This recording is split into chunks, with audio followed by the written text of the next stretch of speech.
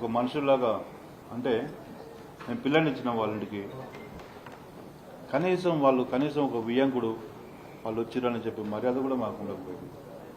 మా ముందేమో బావగారు రండి అనేది మేము పోయిన అరే ఒరే అనేది ఇదండి పద్ధతి.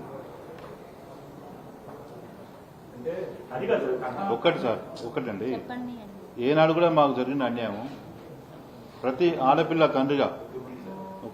తండ్రిగా నేను కోరుకునేది ఇంత అన్యాయం ఏ ఆడపిల్లకు జరగకూడదు సార్. ఏ ఆడపిల్ల తండ్రి కూడా. ఎందుకంటే ప్రతి ఆడపిల్లని ప్రతి తల్లిదండ్రులు ఎంతో గార్భంగా పెంచి పెద్ద చేస్తారు. ఆమె జీవితం మంచిగా చూస్తారు. నేను ఎంతో నమ్మకంగా నేను జోగి రమేష్ ఫ్యామిలీకి నేను నా బిడ్డని నాకు అందరూ ఆడపిల్లలండి, నాకు మగపిల్లలు లేరు. నేను సంపాదించిన యావదాస్తి నేను నా బిడ్డకే నేను ఇస్తానని చెప్పి నా చిన్న బిడ్డకి నాకంటే ప్రేమ అతనికి ఎక్కువ ఇస్తానని చెప్పేసి ఆ రోజు కూడా చెప్పిన అతనికి. కానీ పెళ్ళైన కొద్ది రోజులకే ఇంకా తండి మొత్తం ఉన్నదా మొత్తం అమ్ముకొని రండి, కారు పెట్టండి, బంగారం పెట్టండి, ఇంకా పెట్టండి. కేజీలో బంగారం పెట్టేవండి. ఎవరండి మా గౌడ్ కులంలో పెట్టేది? నేను గౌడ్నండి, ఒరిజినల్ మేము. రాండి మా సూర్యాపేటలో. నేను ఇలా గౌరవం చెప్తున్నా. నేను 10 సంవత్సరాలు తాళ్ళు కూడా ఎక్కిన. వ్యవసాయం చేసిన కుటుంబం మాది, వ్యాపారం చేసి పైకొచ్చిన కుటుంబం మాది. ఈ రాజకీయాలు తెలియదు మాకు, కుట్రలు తెలియదు. మేము కేవలం పిల్లల్ని మంచిగా పెంచి పెద్ద చేసి పెళ్లి చేసి మీ చేతిలో పెట్టినామండి.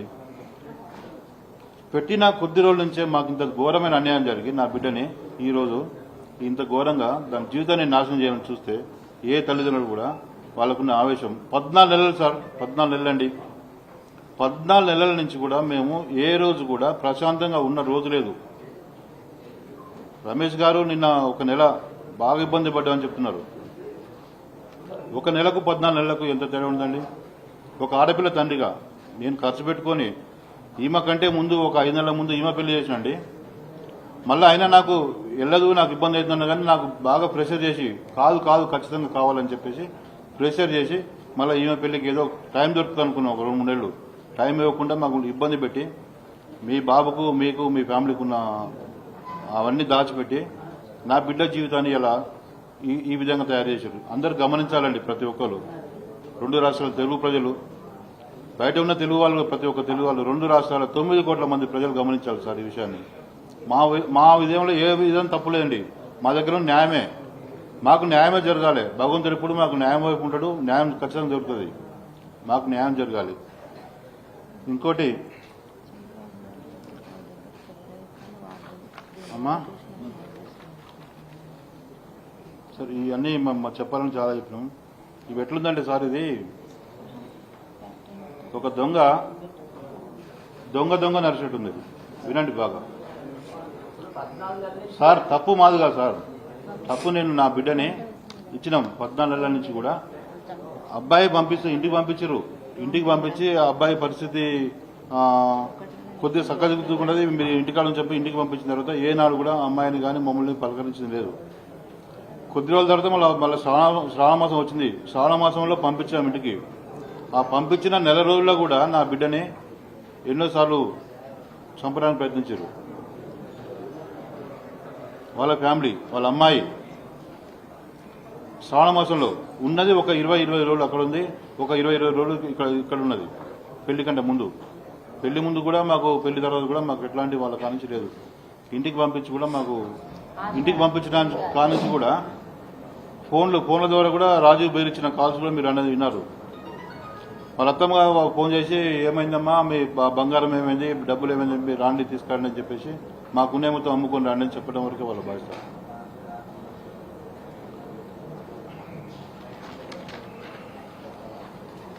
ఈరోజు నా బిడ్డ ఏ తప్పు చేయకుండా సంవత్సరం వరకు అండి మేము ఇక చేస్తున్నాం అని చెప్పేసి అనుకుంటే ఆయన జైలు పోయినా కానీ ఆగినాం, అంతకుముందు ఆగినాం, అబ్బాయికి ట్రీట్మెంట్ చేస్తున్నది ఆగినాం.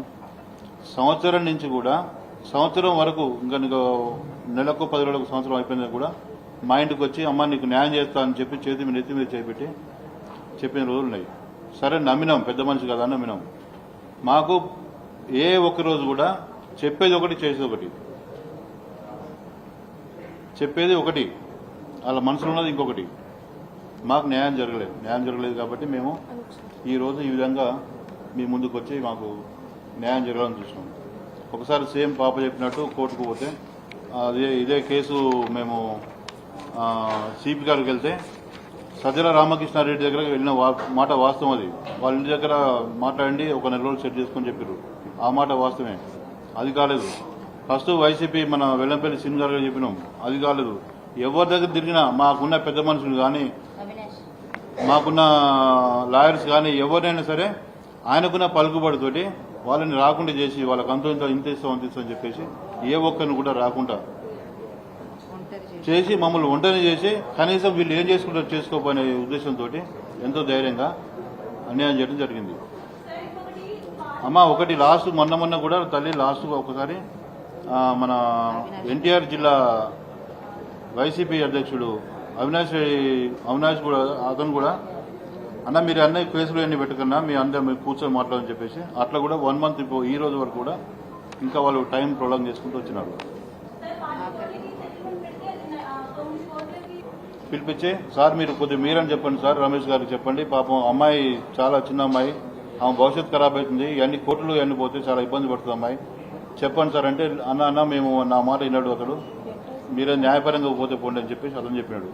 ఆ రోజు మా ముందే వెల్లంపల్లి శ్రీనివాస్ గారికి ఫోన్ చేసి సిరన్న ఈ పాపది ఇట్లా ఇబ్బంది అవుతుంది సెట్ చేసుకొని చెప్పేసి అన్నాడు.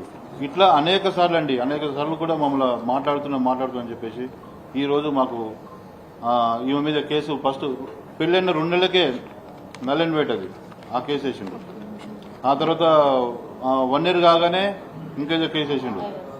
ఇప్పుడు డబ్బుల కోసమే అయి ఉంటే పెళ్ళైన వెంటనే ప్రాబ్లం వచ్చిన వెంటనే మేము అదే పనిలో ఉండేవాళ్ళం కదండి. 1.5 year నుంచి మేము ఎందుకు ఫైట్ చేస్తాము? ఒక ఆడపిల్ల అయితే ఇట్లా వచ్చి ఇట్లా మాట్లాడాలి, ఇట్లా బయటపడాలి అని చెప్పి ఏ తండ్రి ఏ తల్లి కూడా కోరుకోరు. ఖచ్చితంగా మేము న్యాయం కోసమనే కాదండి. పేరు వచ్చినప్పుడు ఏమంటారు, మాకు ఎందుకని రాజకీయాలు? ఒకసారి లోకేష్ అంటారు, ఒకసారి చంద్రబాబు నాయుడు అంటారు, చిరంజీవి అంటాడు, పవన్ కళ్యాణ్ అంటాడు. మాకెందుకండి ఇవన్నీ కాదు. నా బిడ్డకు జరిగిన అన్యాయం ఉందో అన్యాయానికి న్యాయం చేయాలని మేము కోరుకుంటాం అందరినీ. మేము ఏ రోజు కూడా చంద్రబాబు గారితో గాని లోకేష్ గారితో గాని మేము మాట్లాడడం కూడా జరగలేదండి. కానీ ఈ మీడియా ద్వారా నేను తెలియజేసుకుందామని అనుకుంటున్నాను. ఇంత అన్యాయం ఏ బిడ్డకు జరగదు, ఏ బిడ్డకు జరగకూడదు. నా బిడ్డకు ఖచ్చితంగా న్యాయం జరగాలి. నా బిడ్డకు ఖచ్చితంగా న్యాయం జరిగేంత వరకు మేము పోరాటం చేస్తూనే ఉంటాం. అవసరం అనుకుంటే రేపు ఇవాళ కానీ ఇంకెప్పుడైనా సరే జోగి రమేష్ గారి ఇంటి ముందు కూడా ధర్నా చేసే పరిస్థితి వస్తుంది. వాళ్ళ ఇంటి ముందు టెంట్ వేసుకొని కూర్చొని నెల కానీ 2 నెలలు కానీ 5 నెలలు కానీ వాళ్ళ ఇంటి ముందరనే కూర్చుంటాం. నా బిడ్డకు న్యాయం జరిగేంత వరకు కూడా మేము అక్కడే కూర్చుంటాం. న్యాయం జరిగేంత పోరాటం చేస్తుంటామండి. ఇదైతే వాస్తవం. దయచేసి మీరందరూ ప్రతి ఒక్కరికి పేరు పేరున నేను వేడుకునేది నా బిడ్డకు న్యాయం చేయండి. అయితే ఇంకొక విషయం ఏం చెప్దామని మంత్రి నారా లోకేష్ ఆఫీస్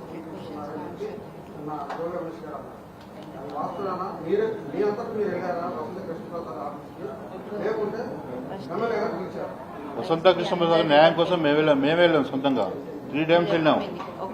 2 సార్లు వాళ్ళ ఇంటికి వెళ్ళాం, ఒకసారి ఆఫీస్కి వెళ్ళాం. ఆ వీడియోలు ఉంటే చెప్పుకోండి, ఆ వీడియోలు కూడా పెట్టమనండి. మా అంతటి మాకు న్యాయం జరగలేదు కాబట్టి న్యాయం కోసం అని చెప్పి వసంత కృష్ణప్రసాద్ గారి దగ్గరికి వెళ్ళడం జరిగింది. అయితే వాళ్ళు నిన్న పెట్టిన వీడియో ఏదైతే ఉందో అది ఫస్ట్ టైం కాదండి, సెకండ్ టైం వెళ్ళాము. ఖచ్చితంగా వెళ్ళి అంటే ముందు మరి ఎవరు ఎందుకు వీడియో పెట్టలేదో నాకు తెలీదు. దానికి ముందు కూడా మేము చెప్పినట్టు సజ్జల రామకృష్ణ గారి దగ్గర కూడా వెళ్ళినాము. అదే మీటింగ్ లో వారి ఇంట్లోనే జరిగింది మీటింగ్ వచ్చేసి. అక్కడే మేము లాస్ట్ గేట్ ఫైనల్ గా నేను ఏం చెప్దామని అనుకుంటున్నానంటే, ఇప్పుడు వరకు మీరు అనుకుంటున్నట్టు నిన్న జోగి రమేష్ గారు చెప్పినట్టు లోకేష్ గారిని గాని చంద్రబాబు గారిని గాని నేను కలవలేదండి, మాట్లాడలేదు కూడా. బట్ మీ అందరి హెల్ప్ తో ఈ మీడియా ద్వారాగా నేను అనుకుంటున్నాను లాస్ట్ కి జోగి రమేష్ లోకేష్ గారిని చంద్రబాబు గారిని డాడీ ఒక్క నిమిషం ఆగు డాడీ. సూర్యాపేట. డాడీ ఒక్క నిమిషం నువ్వు చెప్పు. ఒక్క నిమిషం ఆగు డాడీ, నువ్వేం రెస్పాన్సిబుల్. ఒక్క నిమిషం చెప్పు. ఖచ్చితంగా ఎట్లాగో మా వెనుక వచ్చేసి స్పై అయితే చేస్తున్నారు కదా, ఎక్కడెక్కడికి వెళ్ళాము, ఏమేం చేస్తున్నాం అనేది. మీరు వాళ్ళ దగ్గరికి వెళ్ళినట్టు కూడా ఖచ్చితంగా ప్రూఫ్ ఉంటే చూపించమనండి. ఎందుకంటే మేము వెళ్ళలేదు, మేము ఎవరిని రీచ్ అవ్వలేదు, లోకేష్ గారిని కానీ చంద్రబాబు గారిని కానీ. బట్ మీ మీడియా ద్వారా ఖచ్చితంగా తెలియజేయాలనుకుంటున్నాను. వారి నుంచి కూడా మాకు సహకారాలు, సపోర్ట్ అంది నాకు తొందరగా విముక్తి కలిగి దీంట్లో నుంచి నాకు న్యాయం జరుగుతుందని చెప్పి నేను మనస్ఫూర్తిగా కోరుకుంటున్నాను.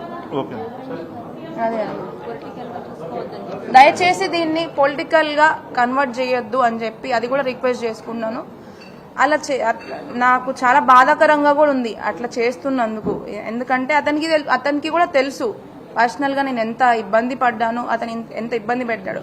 అసలు వాస్తవాలను పక్కన పెట్టి దయచేసి అట్లాంటి కోణంలో, పొలిటికల్ కోణంలోకి దీన్ని టర్న్ చేయకండి. ఎందుకంటే మాకు ఎట్లాంటి పొలిటికల్ బ్యాక్గ్రౌండ్ లేదు. ఇంకొక అమ్మాయి నాలాగా ధైర్యంగా ఎదుర్కోవాలి. ఇంకొకటి ఏంటంటే ఇంకొక అమ్మాయి నాలాగా ఫ్యూచర్ లో కూడా ఇబ్బందులు పడితే ఇట్లనే ధైర్యంగా ఎదుర్కోవాలి.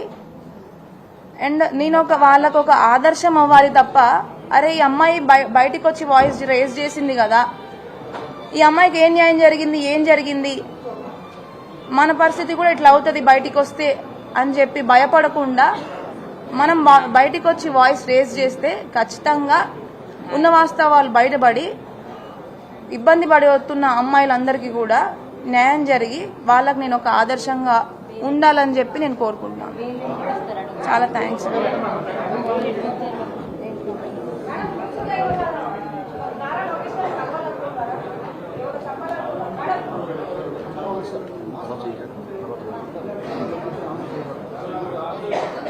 వాళ్ళు ఏదో విడిపోతున్నారు.